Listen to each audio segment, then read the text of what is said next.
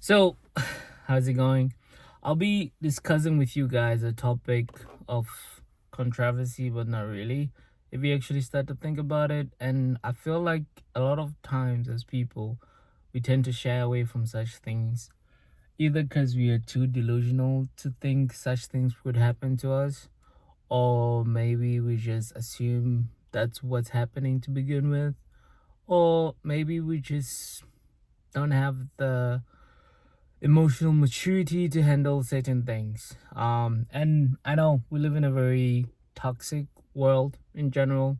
So what I've been thinking about, unfortunately, because my social media feed is ridiculous. It's always like issues of infidelity in like relationships, and one thing that has always stuck out to me is how at times as people, when you reflect uh on your previous experiences, you realize how nonchalant you've been about things that have been hurtful in the past, to an extent that you wonder if did you heal, or did you just make assumptions and just assume the case, or you know what I mean.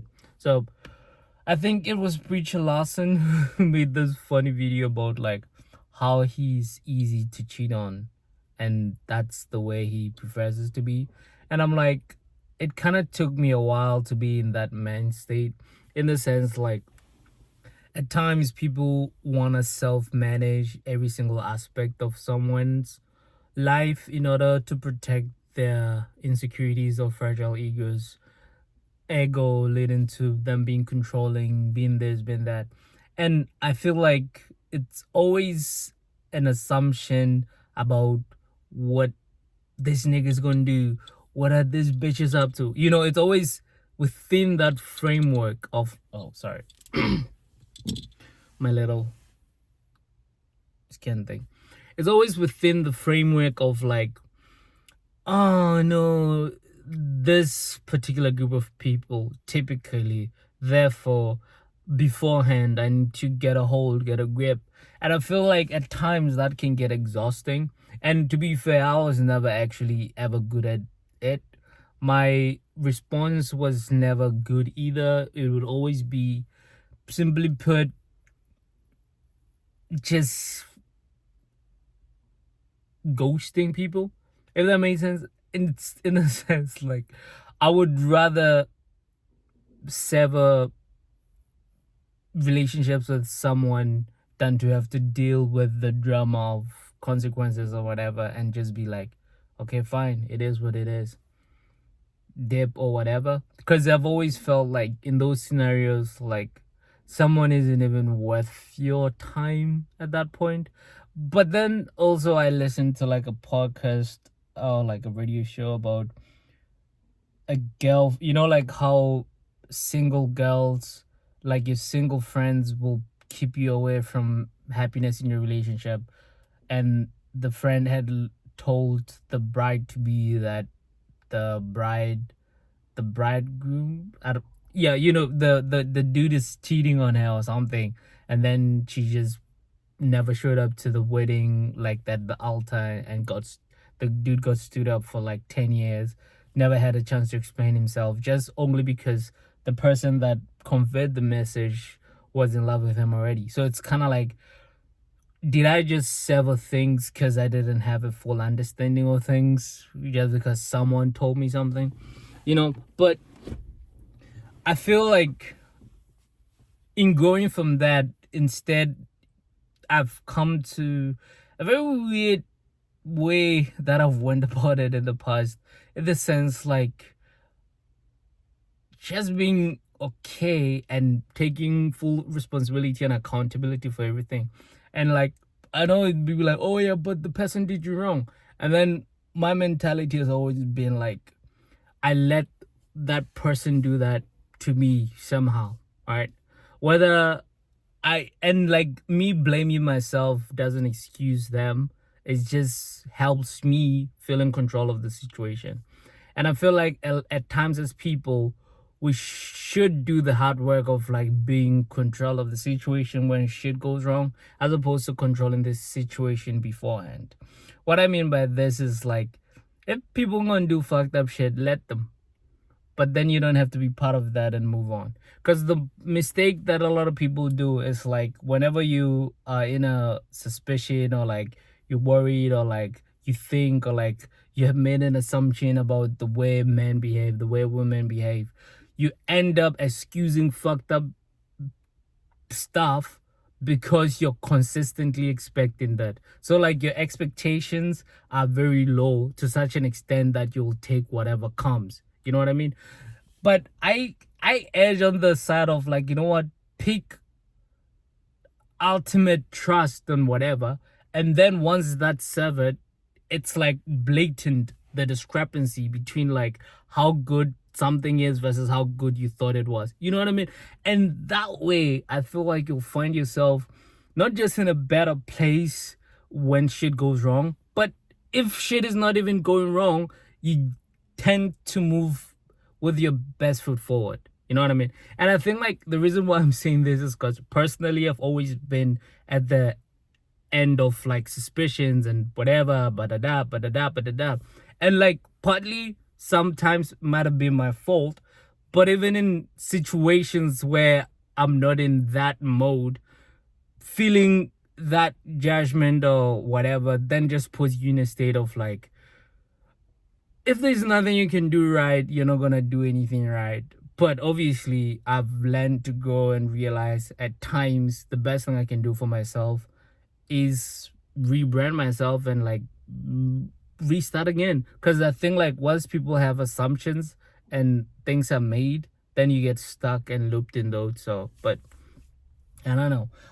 One thing I was trying to like convey and think about is sometimes it's like one other thing that was kind of harder for me is reputation management. Because one thing I've realized too is like no one ever talks about it. It's like there's a lot of women that feel entitled to men in general, much more than you think, and how they act upon that is talking shit.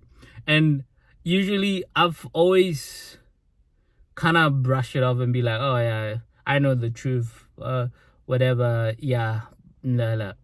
But then I realized the problem with that is like, if your reputation gets ruined based on what someone says, you know, you just kind of get screwed socially. And I feel like maybe that's one of the reasons why I don't value social contracts and like friendship groups, cliques, whatever, because my perception in general of people in social groups and clumps has always been vilified.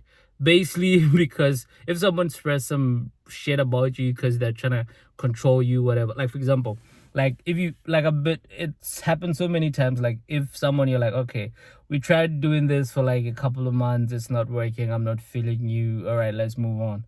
And then what is the typical response? Oh, he's a fuck boy. He's a this, he's a that, he's a that. It's like you just we just went our separate ways as grown folks and grown adults, for example, right? I mean, some people have had, fortunately, haven't had this experience of like, then they get accused of like false essay and all that stuff, which is even mad. It's not just social credit destruction, it's like going for someone's livelihood and reputation. We've had stories or whatever, but the thing that I've always thought about is like, I just got too exhausted with having to maintain social currency to such an extent that I tell myself how much I don't care. And in the beginning, I was just, like, oh, no, okay, it's fine. But now it's kind of scary to an extent that even just making friends and building relationships with people in general is a process that I feel very jaded in, just because I can never know who to trust. Because it's like people you thought like, oh yeah, you're just a neutral party. Like I'm not asking people to be friends or whatever. And then there's just like, oh yeah, this is the reputation, this is the perception, this is what everyone thinks.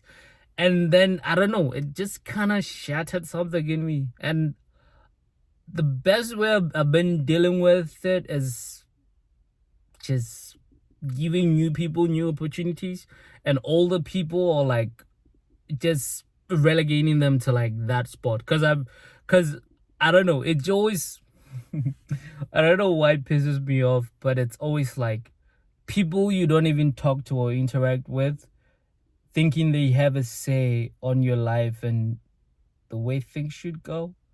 I know I'm over the place, but I don't know. It just vexed me. So all that to say, as opposed to assuming the worst, just assume the best of people. And then once that truth is shattered, it's gonna be painful. It's gonna hurt.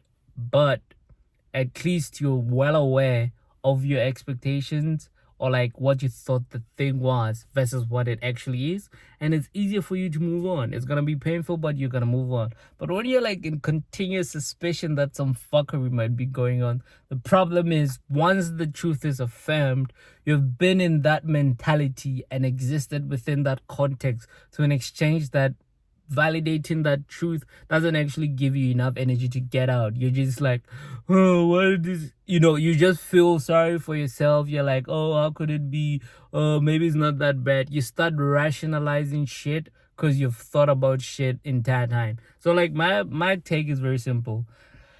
Just I'm just gonna be happily delusional about stuff, and if it falls down and fails and shame whatever, then right and then you yank yourself out of the situation. And this goes on beyond just relationships. I'm talking about jobs or whatever. Even if every single thing, you try to have the best take on it, but when you're confronted with some stuff, recognize immediately what you think versus what is actually true, as opposed to like just assuming the worst. Because when you assume the worst, usually you end up being complacent and like being okay and just accepting the worst. I know it was all over the place, but I don't know. It's always interesting trying to explore what my mind is thinking. But all right, see you next time, y'all. Bye bye. Bye bye.